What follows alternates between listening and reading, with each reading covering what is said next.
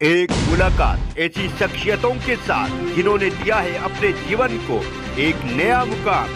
रूबरू कराएंगे ऐसी कुछ हस्तियों के साथ एक खास शख्सियत के साथ मुलाकात जयदेव पटेल के साथ नंबर 1 इंडिया न्यूज पर। नमस्कार व्यूअर्स, मैं जयदेव पटेल और आप देख रहे हैं नंबर 1 इंडिया न्यूज। आपका एक बार फिर स्वागत है एक खास शख्सियत के साथ मुलाकात प्रोग्राम में। आज हम बात करेंगे आरएसएस प्रमुख मोहन भागवत के बयान के बाद अब आरएसएस नेता इंद्रेश कुमार की तरफ से बयान सामने आया, जिनमें उन्होंने कहा कि बीजेपी को अहंकार की वजह से बहुमत नहीं मिला और 241 सीटों पर सिमट गई। इसके क्या मायने हैं? इन तमाम मुद्दों पर बात करने के लिए हमारे साथ खास मेहमान है कांग्रेस के वरिष्ठ नेता राशिद अल्वी। राशिद अल्वी जी, आपका बहुत बहुत स्वागत आज के हमारे प्रोग्राम में। बहुत शुक्रिया जी। राशिद अल्वी जी, आपसे हमारा पहला सवाल है कि आरएसएस प्रमुख मोहन भागवत के बयान के बाद अब आरएसएस के वरिष्ठ नेता इंद्रेश कुमार की तरफ से जो बयान सामने आया कि अहंकार की वजह से बीजेपी 241 पर सिमट गई, इसको आप कैसे देखते हैं? देखिए, इसमें कहीं कोई दो राय नहीं। मोहन भागवत जी ने भी जो कुछ कहा और इन्होंने भी जो कुछ कहा, भारतीय जनता पार्टी का घमंड तो आकाश छू रहा था। प्रधानमंत्री ने कहा कि मुझे जो एनर्जी मिल रही है वो माँ से नहीं मिली है, मुझे सीधा ऊपर भगवान से एनर्जी आ रही है। तो वो तो खुद अपने आप को महात्मा बताने लगे। ऐसा कोई पॉलिटिकल आदमी इस तरीके की जबान नहीं बोलता। तो घमंड इतना ज्यादा था, जिसको इंद्रेश जी ने भी कहा है और मोहन भागवत जी ने भी कहा है, इसमें कहीं कोई दो राय नहीं है। लेकिन जो बात इंद्रेश जी ने कही है कि जो राम भक्त हैं उन्हें 241 पर आकर भगवान ने रोक दिया, जो राम विरोधी हैं उनको 234, 235 पर रोक दिया। तो अभी तो भारतीय जनता पार्टी ये सर्टिफिकेट बांटती थी, कौन देशभक्त है कौन देशद्रोही है। अब आरएसएस ने ये सर्टिफिकेट बांटने शुरू कर दिए कि कौन राम भक्त है कौन राम विरोधी है। अरे ये हिंदुओं का देश है, 80% हिंदू हैं, मुसलमान भी राम की इज्जत करते हैं, और चाहे कांग्रेस पार्टी हो चाहे दूसरे लोग हो, राम में सब आस्था रखते हैं। लेकिन अब ये सर्टिफिकेट बांटने शुरू कर दिए।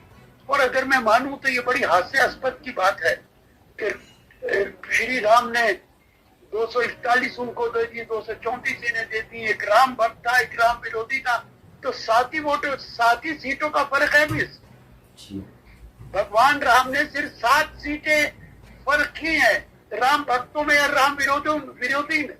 क्या तमाशा है, क्या जबान है। अगर वो सचमुच राम को मानते हैं तो उन्हें एहसास होना चाहिए बीजेपी और आरएसएस पूरे देश में नफरत फैलाते थे एक साथ।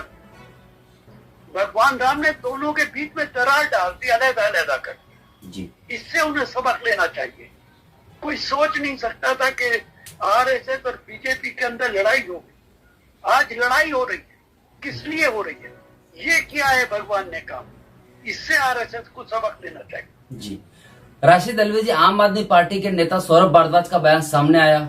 उन्होंने ये कहा इंद्रेश कुमार के बयान को कोट करते हुए कि कहीं न कहीं आरएसएस की नाक कटने की वजह से वो बयान दे रहे हैं और बीजेपी पर बड़ा हमला बोल रहे हैं, क्योंकि आरएसएस भी ये चाहती थी कि बीजेपी पूर्ण बहुमत में आए और कहीं न कहीं संविधान को बदले, लेकिन उनकी बात नहीं और अब कहेंगे किरकिरी हो रही है। देखिए, आरएसएस क्या चाहती है क्या नहीं चाहती है तो आरएसएस के नेता जाने। हमें तो वही बातें पता चलती हैं जो मीडिया में आती।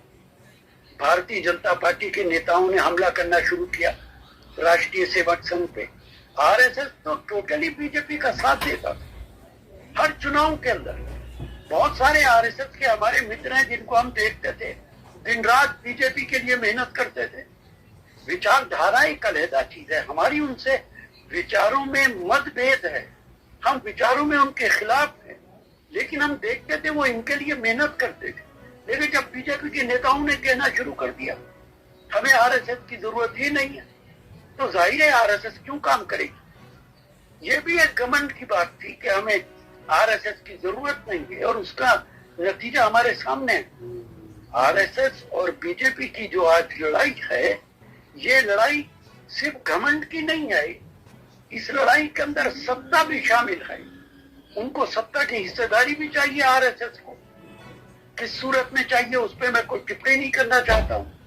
पिछले 5 साल के अंदर मैंने कोई अखबार में खबर नहीं पढ़ी, मीडिया में नहीं पढ़ी कि मोहन भागवत जी और नरेंद्र मोदी जी की कोई मुलाकात हुई जी।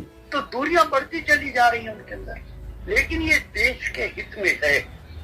आरएसएस और बीजेपी को दोनों को विचार करना चाहिए कि वो जो नफरत की राजनीति है उसको खत्म करना चाहिए, घमंड की राजनीति को खत्म करना चाहिए। राशिद अलवी जी, बीजेपी और आरएसएस के बीच में जो तनातनी जो है, ये देश के लिए कितना नुकसानदेह साबित हो सकता है, ऐसा आपको लगता है?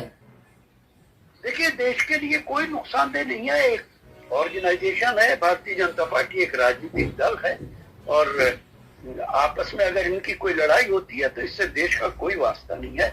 बल्कि मैं तो कहूंगा कि ये देश के हित में है।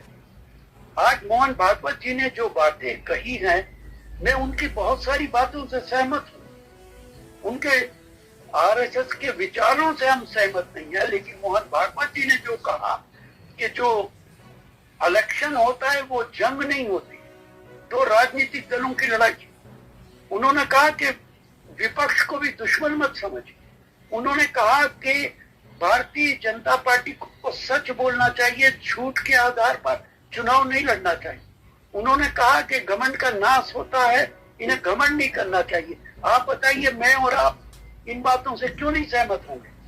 वो कोई भी कहे, अगर मोहन भागवत जी कह रहे हैं तो भी हम सहमत होंगे। तो उन्होंने जो इनको निर्देश दिए, जो इनको शीशा दिखाया, आईना दिखाया, मैं समझता हूं कि उससे देश को फायदा होगा, देश को कोई नुकसान नहीं होगा। जी।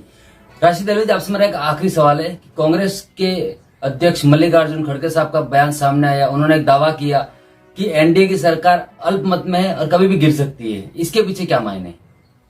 देखिए, मेरा कहना है, अगर नीतीश कुमार और चंद्रबाबू नायडू जी जिन विचारधारा को मानते हैं, उन विचारों पर खड़े रहेंगे तो ये सरकार गिर जाएगी।